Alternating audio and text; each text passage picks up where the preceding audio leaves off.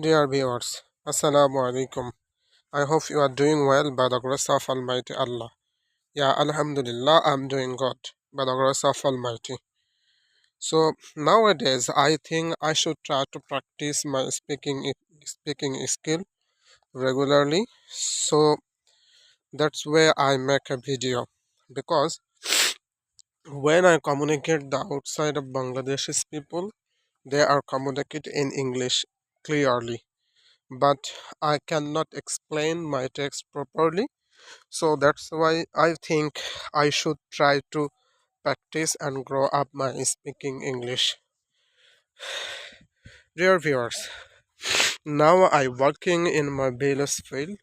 This field is a very big field, and this field name is Canabil.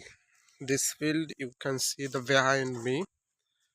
So this is the big field, and now our field is empty because some days ago a farmer cut out their ferry and take at this ferry at their house.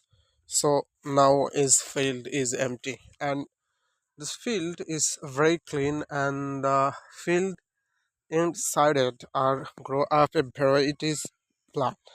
You can see this plant are very nice. So this plant are started to grow up and day by day. This is the fairy field. You can see this field is very big field.